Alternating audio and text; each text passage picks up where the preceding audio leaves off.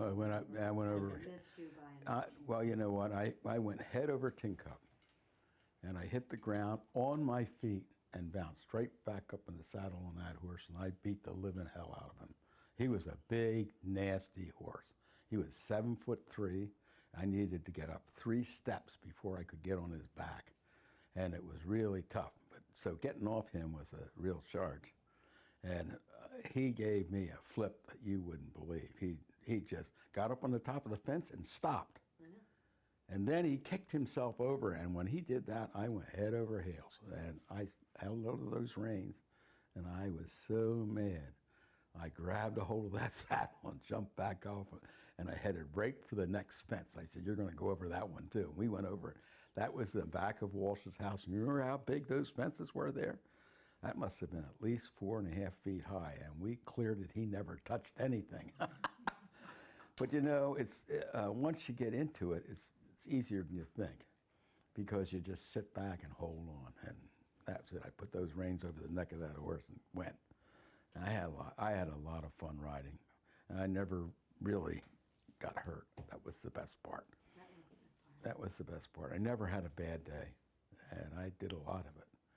So. No, Christopher Reeves for you, thank God. We can move on to something Yeah, else. we're gonna move on. We can move on to something else. I was just thinking of waiting. something, You're and back up? I'm losing Are it you back because up yet? I had something that I Well, thought of you've that been it on was the whole time, haven't you? would have Well, I do liked to want to especially remember. I do want to ask you about your days as an Iceman. Oh, damn. Because you said that you remembered the Iceman with Salome when I was at your house. You were starting to tell it. Oh, all of these houses. I was an Iceman. I was 16 years old. I came down here, and I had a job as a lifeguard on 21st Street. I spent one weekend, the first weekend, Memorial Day weekend, and I hated it. I really hated it. So I walked from here down to the ice hall and saw Buddy Wonder, and I said, "How about a job down here on the ice truck?" And he said, "Can you show me your license?" And I had a license. I showed it to him. He said, "You got a job." He said, "You're going to start up at 65th Street, and you're going to come down to 35th. You're going to, well, now, if you can recall, those 3 duplexes with 3 stories in them, each story had their own apartment. And every one of them had a 100-pound ice box in it. By the time you got finished doing up 2 of those, you were on your knees carrying that ice into the houses. And I had to do 6 in a row up there. And by the time, so I saved that to the end of the day. And when I finished with that, I went back and quit. I said, that was it for the day. However, I was making more money than my father was as an architect. I was making $145 to $150, and he wasn't clearing $120 as an architect. And that's true. And he lived down here because he couldn't afford to go back up home. So it was really a tough time for them. The war was really very hard on my mom and dad, with all those kids trying to do it. But then they put everybody through college. A lot of them through private school. I think you were one of them, Susie, that went through private school. I didn't, but I had Lower Merion, and Lower Merion probably was the best private school in the world at that time. It was really a great school, and I'm sure it's still a great school. I was very lucky. I missed something in here that I was thinking about, and I'll get it back, I hope. But I blew it. Things always come back. Marion was telling me that painting right straight ahead, if you can look straight in there, is actually Mom fishing during the war, hoping to catch dinner. Oh. And she said she became quite the fisherwoman, determined to get food for everyone. Mm-hmm. And so she had a real reason for going down there. Oh, yeah.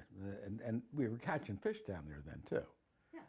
But Mom never caught flounder. She always caught mackerel or bluefish, and nobody liked it. Weak fish. My favorite. Yeah, your favorite? Oh, yeah. Well. Weak fish. I would eat weak fish morning, noon, and night. Well, it's one of, I don't know why I'm leaking at the chest. right here, but I'm leaking. No, you're wearing me out too, but that's well, okay. We don't want to wear you out. We're going to take you out and feed you in a minute. Well, You got a couple more. we haven't gotten through this. You want a The Second World War was really a very harsh thing. And Tell about the ladies in the lingerie at the ice. Oh, yeah, you got to tell about the ladies in the lingerie. Ginger knows the story. well, Yes. When you were delivering ice. The ladies oh yeah, oh that was true. I forgot. That's one of those 3-story jobs I had. That broad knew I was tired. And I got up to the top of the stairs and she took everything off.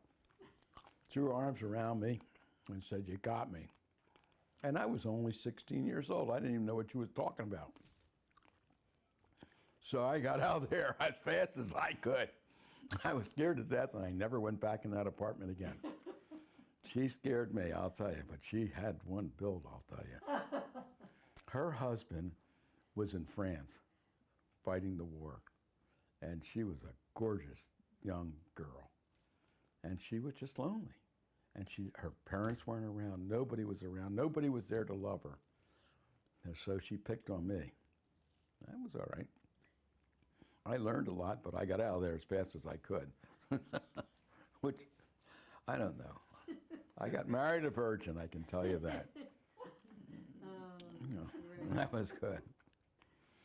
So I don't know. I had something that I lost, and I hope I get it back. Yeah, that you wanted to tell, that you wanted to talk about. Yeah. Yeah. Well, those things come and go, and when they're supposed to come. No. Um, For me, when they go, they usually stay gone. well, you can do me a favor. You can tell me the story because I forget it, and I know you've told it to me many times about when Mom found out she was pregnant with me. This would be just a special treat for me. That when Mother found out she was pregnant with Susie, we were living in Wynwood. And Wynwood was a French house with a spiral limestone staircase with a wrought iron railing. It was magnificent. It was my father's jewel. He loved that house. And she was sitting down with Dad, and they always, at 7 o'clock, they closed it off to the kids. They went into the living room, which we didn't have a den. Went into the living room, sat by the radio. There was no TV, and mixed a full pitcher of martinis. And they would sit down there and sip those martinis together and get squashed. And they had a good time, but she really got squashed one night. Then we got into something, and she got into a tear. She found out she was pregnant. And she ran up those stairs, and I caught her as she jumped up on the railing. She was going to go over the railing. She wanted to kill herself. And I did. I really caught her. And everybody kept their eye on her. And my father, at that point, said, "Marion, we're not drinking martinis any longer." And they had the baby, and Susie, you were the light of their life. They loved you and took really good care of you, and you know that. Oh, yeah. And that was back in the days when we were in Ardmore on that beautiful Mill Creek Road house. It was just such a wonderful house to live in. And that also is the place where Mom and Dad had that little den in the back. Remember, we weren't allowed to go in there. From 6:30 on, brother, you're going to go back there. That was out of bounds. And then the other thing that they did that we've never gotten in this habit, or I don't think anybody has, but they would get half chickens, and she would broil the half chickens while they drank. And then they would go into that den and they would eat these broiled chickens. And then about 9:30, they went up to bed and they were done in. So they couldn't do anything. They were finished. But they really had a great life. They were real buddies, and they were in love, and they really did have a good life. And they were good to all of us. They really were good to all of us. I got plenty. Oh, good. I led a life that was so fantastic. Then I can remember going to Villanova, and the only reason why I got in Villanova is because we were doing all those buildings up there.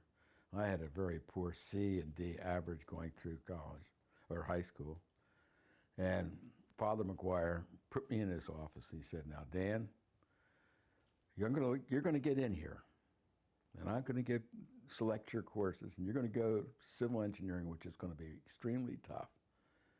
But he said, "You're not taking any nonsense courses anymore. From now on, you got to keep your head down, and I'm going to check you to make sure you're doing your work." Because he said, "Your father really wants you to get through." And he did. He checked me all the way through, and he and I became the best friends. He and Father Varana, and I had all these wonderful friends at Villanova. All of them have passed away, so I don't have those friends there anymore. But I still love that place. It was a great place to go to school, college. And it also had another asset that was called Rosemont. And Rosemont, I'm trying to remember her name, but I met a girl who lived in Portland, Oregon. And she was the first girl I really ever dated. And I was in love. And the best thing that ever happened to me is her parents couldn't afford to send her back. So, and I couldn't afford to get out there. So I never did anything, and I'm trying to think of her name, but it went away, and she's been gone, and I hope she's married and having a good time. But we had a good time. I can tell you we had a good time. A wonderful time. Dan, take that Kleenex and get your nose a little bit. Well, my nose, my eyes, Drippy nose again. it drips all the time. Why don't you blow it? Yeah, I get that with the allergies. That's what it is. Usually in the morning, mine. Yeah, morning is awful for me. So I'm going to have a sip of this drink. Have a sip of the drink, you're only allowed to talk for a few I want to hear minutes. more about the Second World War. Whether German U-boats came in and out of here? Yeah, yes. Out front of us, they were out in the front. And we were walking the beaches all the time. The Coast Guard were on the beaches all the time. And we did have Coast Guard boats that were going in and out of there all the time. But they also had Navy boats that were coming out of the Schuylkill River and then coming out down here from New York. So this coast was really covered with boats. I mean, there were a lot of boats out there. And nobody had lights on. And we weren't allowed to have any lights on at night here. All the lights on that side of the house, all the shades had to be drawn so that no lights shone towards that ocean at all. And if it did, some police guy would come around here and say, "That light's going off, period. Or we will remove it." That's the kind of thing that happened. So it was really dark. They kept this place really dark. The summer wasn't really good during the war down here. Really wasn't. I think we were very lucky that we really never had any problems, but they had thoughts of trying to land on one of these things, islands, and try to take over. Thank God they never got the chance. They didn't have the chance. They didn't have the money or the equipment to get enough people over here to do any damage.